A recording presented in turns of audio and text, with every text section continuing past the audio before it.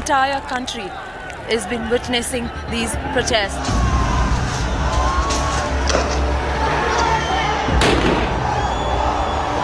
The situation here is out of control. The police officials have deployed additional officials on ground.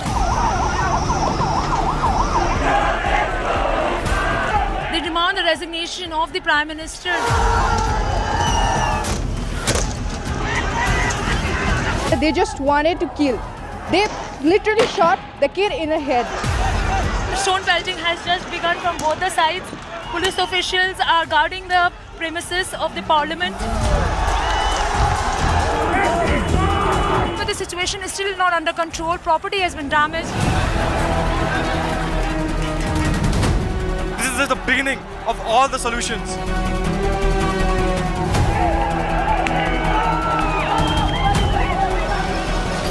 This government does not care about us. It's time for us to get on the streets. We want justice! We want justice! We want...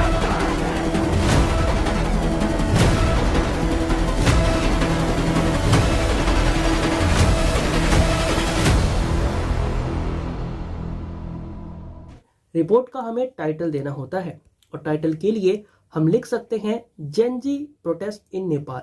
अब देखो ये जो Gen Z protest in Nepal है, इसी तरीके का title आपको देना होगा अगर इस तरीके का क्वेश्चन आपके एग्जाम में पूछा जाएगा in the report writing section. इसके बाद आपको लिखना होता है एक प्रॉपर फॉर्मेट के अंदर XYZ special correspondent new Delhi यानी कि लोकेशन, एक डेट और फिर टाइम। अगर आप इस तरीके का एक स्ट्रक्चर फॉलो करते हो, एक फॉर्मेट फॉलो करते हो जो कि यूपीएससी डिजायर करती है कि आप इस फॉर्मेट में ही अपने रिपोर्ट को लिखें, तो फिर आपको आपके रिपोर्ट के मार्क्स मिलेंगे और काफी अच्छे मिलेंगे और फॉर्मेट के मार्क्स उसमें से डिडक्ट नहीं होंगे। अब आते हैं सबसे पहले अपने पैराग्राफ नंबर 1 पे। पैराग्राफ नंबर 1 हमेशा ये बताता है कि what is the news and आखिर क्या हो रहा है उस चीज के बारे में। तो इस चीज को समझते हैं और जानते हैं। देखो बात है सितंबर 2025 यानी कि 2025 सितंबर की। हुआ क्या था कि नेपाल के अंदर एक जेनजी रेवोल्यूशन हमें देखने को मिला जो कि पूरे के पूरे साउथ एशिया के अंदर कैसे एक डिजिटल एज में पॉलिटिक्स अफेक्ट हो रही है, इसका एक बेस्ट एग्जांपल था। आपको याद होगा कि इस प्रोटेस्ट के अंदर कोई भी एक लीडर नहीं था, यानी कि ये एक ऐसा प्रोटेस्ट था जो कि बिना किसी लीडर के ड्राइव हो रहा था। सिर्फ यंग स्टूडेंट इस डिजिटल नैरेटिव को फैला रहे थे और गवर्नमेंट के खिलाफ जो है वो कहीं ना कहीं मूवमेंट कर रहे थे। अब बात ये उठती है कि ये मूवमेंट हो क्यों रहे थे, तो ये मूवमेंट इसलिए करे जा रहे थे क्योंकि नेपाल की सरकार ने वहां के टोटल 26 सोशल मीडिया प्लेटफॉर्म को बैन कर दिया था, जिसके अंदर फेसबुक, टिकटॉक और यूट्यूब जैसे बड़े एप्लीकेशन भी शामिल थे। ये इंसिडेंट है सितंबर 4, 2025 की। अब जैसे ही नेपाल की गवर्नमेंट ने 4 सितंबर 2025 को नेपाल में फेसबुक, टिकटॉक, यूट्यूब और ऐसे टोटल 26 सोशल मीडिया ऐप को बैन किया, तो वहां के जो यूथ हैं वो सड़कों पर उतर आए। उन्होंने एक बहुत बड़ा प्रोटेस्ट किया जिसका नाम जेनजी रेवोल्यूशन रखा गया। अब आपको सोचना यह होगा कि आखिर इन ऐप को बैन करने के बाद सरकार के खिलाफ लोगों में इतनी नाराजगी क्यों हो गई। इसका मेन रीजन है डिजिटल ब्लैकआउट। जैसे ही सरकार ने ना इन डिजिटल प्लेटफॉर्म को बैन किया तो इस इंसिडेंट को कहा जाता है डिजिटल ब्लैकआउट। अब ये चीज इसलिए ज्यादा ट्रिगर कर गई क्योंकि नेपाल के अंदर जो बेरोजगारी है वो ऑलरेडी 20% से भी ज्यादा था। मतलब वहां का जो अनएम्प्लॉयमेंट रेट है खास करके यूथ के अंदर वो 20% से भी ज्यादा था और यूथ ऑलरेडी फ्रस्ट्रेटेड थे। अगर ऑलरेडी फ्रस्ट्रेटेड यूथ अगर सोशल मीडिया भी यूज नहीं करेगा, फेसबुक, टिकटॉक, यूट्यूब भी नहीं देखेगा, तो फिर वो करेगा क्या। ऐसी सोच को लेकर के जो वहां के लोग हैं वो काफी ज्यादा गवर्नमेंट के खिलाफ हो गए और प्रोटेस्ट करना स्टार्ट कर दिए। आपको पता लगेगा कि नेपाल के अंदर #नेपो बेबी करके एक ट्रेंड भी चला था, जहां पर वहां के नेताओं की लग्जरी लाइफ को दिखाया जा रहा था। एक तरफ देश के अंदर बेरोजगारी है, युवाओं को नौकरी नहीं मिल रही है और जो एलाइट पॉलिटिकल क्लास है उनकी जो लाइफस्टाइल है, जो लेविश लाइफस्टाइल है, इसको एक्सपोज किया गया, जिस चीज के खिलाफ वहां के जेनजीज ने काफी बड़ा प्रोटेस्ट किया और इस प्रोटेस्ट को हम कह रहे हैं जेनजी रेवोल्यूशन। अगेन ये जो पैराग्राफ है मैं वापस से आपके लिए रिपीट कर देता हूं, ध्यान से सुनना। इस पैराग्राफ के अंदर कहा जा रहा है कि जो जेनजी रेवोल्यूशन है जो नेपाल के अंदर हुआ, यह सितंबर 2025 के अंदर पीक कर गया और इसने पूरे साउथ एशिया के अंदर एक ऐसा मोमेंट क्रिएट किया जहां पर लोगों ने सोशल मीडिया की पावर पॉलिटिक्स के अंदर देखी। हमें पता लगा कि ये एक ऐसा मोमेंट था जहां पर कोई भी लीडर नहीं था। एक यंग स्टूडेंट के ग्रुप ने पूरे के पूरे नेपाल के अंदर गवर्नमेंट के खिलाफ एक मोमेंट जो है वो स्टार्ट कर दिया। ये मोमेंट इसलिए स्टार्ट हुआ क्योंकि गवर्नमेंट ने अचानक से 26 सोशल मीडिया प्लेटफॉर्म को बैन कर दिया, जिसके अंदर फेसबुक, टिकटॉक, यूट्यूब जैसे एप्लीकेशन शामिल थे। ये इंसिडेंट 4 सितंबर 2025 को होता है, जिसकी वजह से वहां का यूथ जो ऑलरेडी अनएम्प्लॉयमेंट की वजह से परेशान था, उसको ये बात ट्रिगर कर गई और उन्होंने जब लेविश लाइफस्टाइल को देखा पॉलिटिकल एलाइट्स के, तो इस चीज की वजह से उन्होंने इस रेवोल्यूशन को किया। अब हम आगे आते हैं, बढ़ते हैं रिपोर्ट के सेकंड पैराग्राफ के तरफ। देखो, रिपोर्ट की जो सेकंड पैराग्राफ होती है, इसके अंदर हमें लिखना होता है एक्सपेंड करके जो पहले वाली न्यूज थी उसको, या फिर उस न्यूज से रिलेटेड जो डेटा था उसको।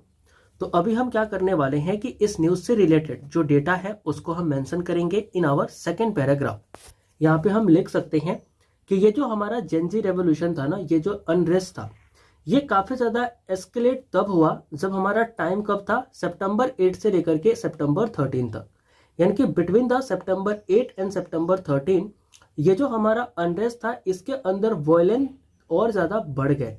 ये जो वायलेंट था वो स्टार्ट होता है मंडे से, और इसलिए से ब्लैक मंडे भी जो है वो कहा जाता है।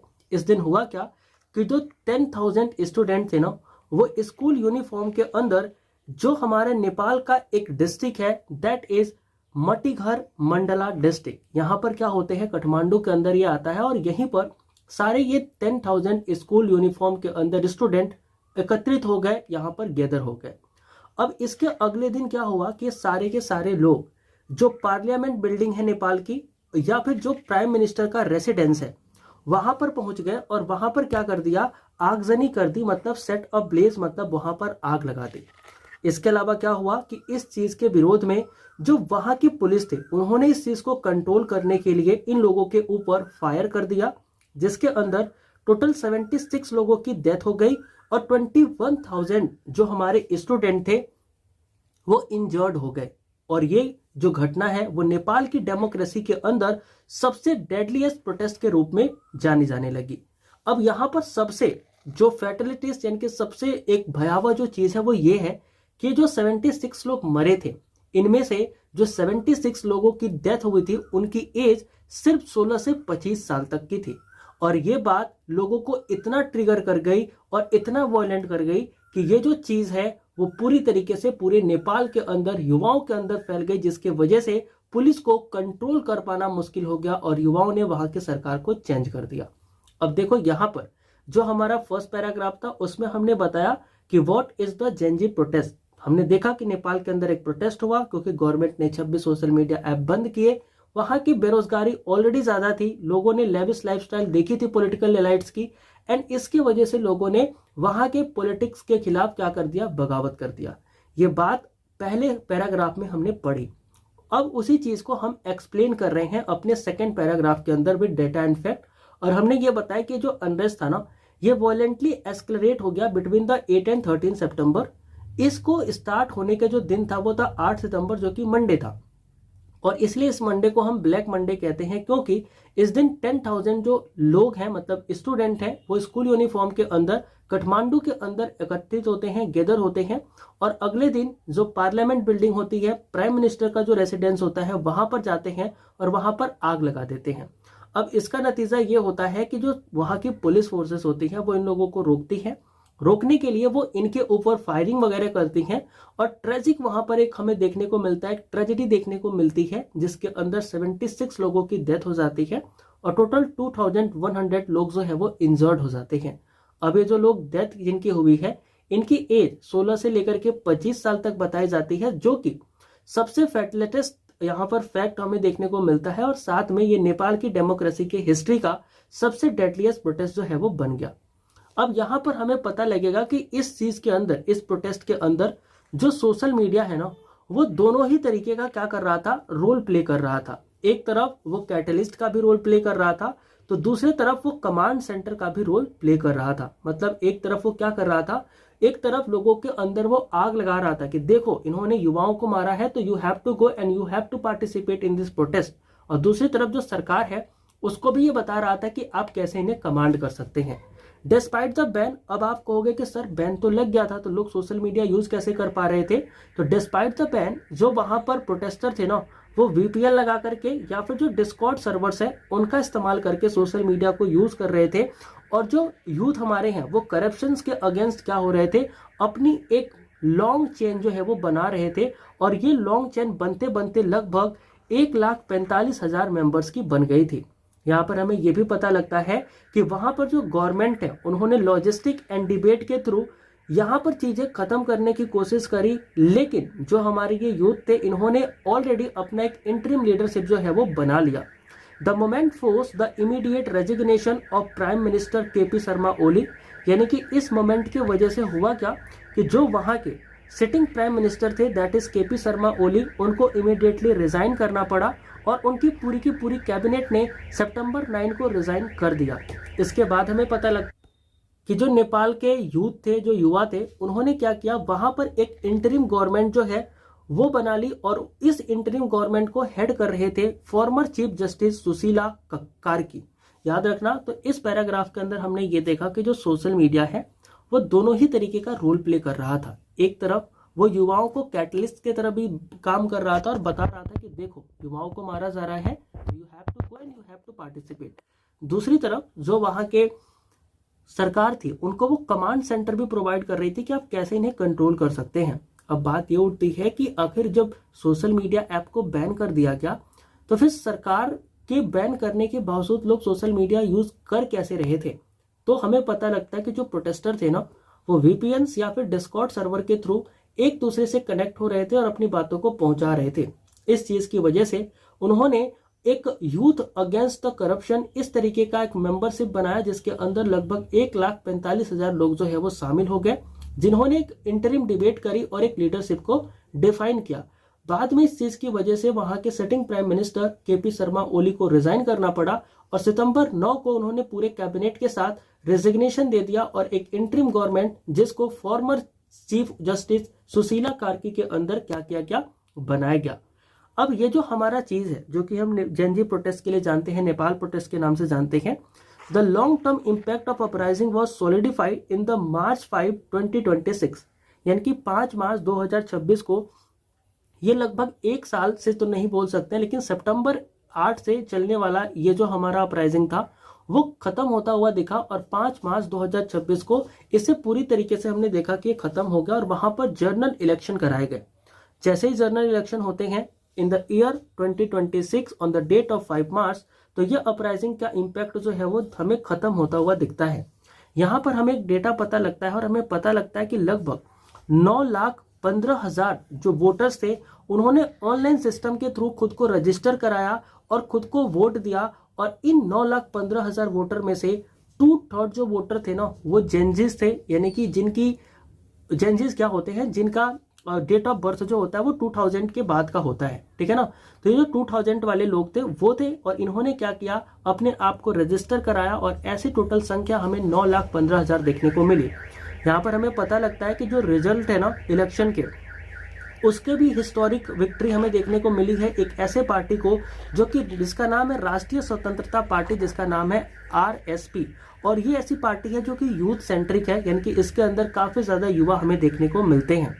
इसके अंदर इन्होंने क्या किया, एक 35 ईयर ओल्ड बेलेंडा बेलेंसा को क्या किया, एक यंगेस्ट प्राइम मिनिस्टर बनाया, जो कि नेपाल की हिस्ट्री के सबसे यंगेस्ट प्राइम मिनिस्टर बन गए हैं। इनकी उम्र सिर्फ 35 ईयर है एंड ये जो शिफ्ट है वो दिखाता है कि कैसे जो नेपाल है वो ओल्ड गार्ड से हट करके अब डिजिटल फर्स्ट पॉलिटिकल एरा के अंदर अपने आप को शिफ्ट कर चुका है।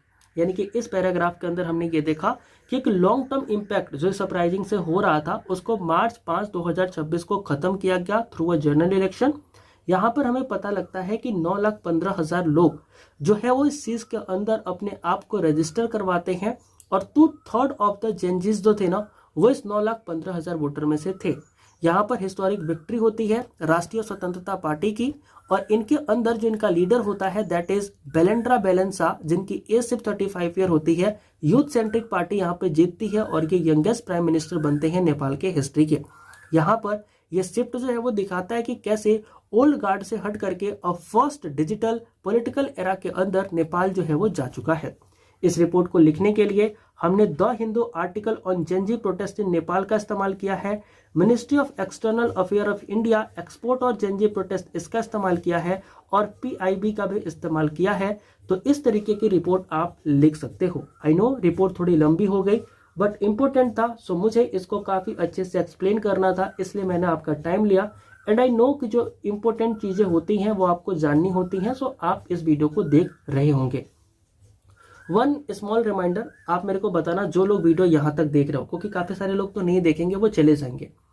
ऐसे मेरे पास ना टोटल 20 रिपोर्ट्स के टॉपिक हैं, 25 मेरे पास आर्ग्यूमेंट के टॉपिक है और लगभग 75 हमारे पास एस्से के टॉपिक है, जिनको मैं चाहता हूं कि PDF फॉर्मेट में करके मैं आपको प्रोवाइड कर दूं। ठीक है, अब ये फ्री ऑफ कॉस्ट तो नहीं होगा, बिल्कुल आप इस चीज से थोड़ा सा मेरे से डिसएग्री कर सकते हो कि सर फ्री क्यों नहीं दे रहे हो।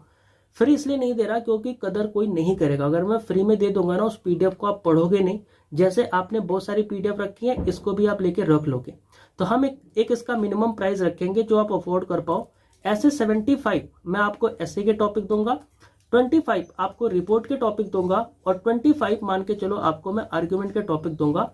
और ये सारी एक PDF के अंदर होंगे, मतलब एक PDF के अंदर 75 ऐसे, एक PDF के अंदर 25 रिपोर्ट, और एक PDF के अंदर आपके पास 25 आर्ग्यूमेंट। ये तीनों PDF आप जब चाहे तब पढ़ सकते हो, रिवाइज कर सकते हो। 1 महीने पहले मैं आपको दे दूंगा, जिससे कि पूरे के पूरे 1 महीने में आप रिवाइज कर पाओ इन मोस्ट एक्सपेक्टेड टॉपिक को। And I can assure you कि अगर आप इन सारे टॉपिक को करके जाते हो, देन आपके एग्जाम के अंदर जितने भी क्वेश्चन, चाहे वो आर्ग्यूमेंट राइटिंग से पूछे जाए, एस्से राइटिंग से पूछे जाए, या फिर रिपोर्ट राइटिंग से पूछे जाए, वो उन एक्सपेक्टेड टॉपिक के बाहर से नहीं होगा। इतनी बड़ी बात मैं यूट्यूब पे बोल रहा हूं बिकॉज मैंने लास्ट टाइम 2022, 2023, 2024, 2025 इन सालों के अंदर CAPF पेपर 2 को पढ़ाया है। CAPF पेपर 2 में 2024 का पेपर छोड़ दो जो कि अनकन्वेंशनल था। मैं नहीं क्लेम करता कि मेरा पढ़ाया हुआ आया था, लेकिन हाँ कैपिटल पनिशमेंट वगैरह मैंने पढ़ाए थे तो वो पूछा गया था। ऐसा भी नहीं है कि बिल्कुल ही नहीं आया था, लेकिन 2025 के अंदर सारे क्वेश्चन 2024, 2022, 2023 इनके जाकर के देखना। इसी YouTube चैनल के ऊपर मैंने वीडियो डाल रखी है, और इसलिए मैं कह रहा हूं कि अगर कोई मैं टॉपिक दूंगा देन वो मोस्ट एक्सपेक्टेड होगा और एग्जाम के अंदर जरूर पूछा जाएगा। तो क्या वो आपको PDF चाहिए? आप इंटरेस्टेड हैं? अगर हैं तो नीचे कमेंट करके बताना, फिर मैं आपको बताऊंगा कि वो PDF मिलेगी कैसे, कैसे रिवाइज करना है, कैसे पढ़ना है। बाकी ये वीडियो कैसी लगी इसका भी एक अच्छा सा फीडबैक दे सकते हो। एंड मिलते हैं नेक्स्ट वीडियो में किसी नए टॉपिक के साथ। तब तक के लिए सबको जय Hind and thank you so much.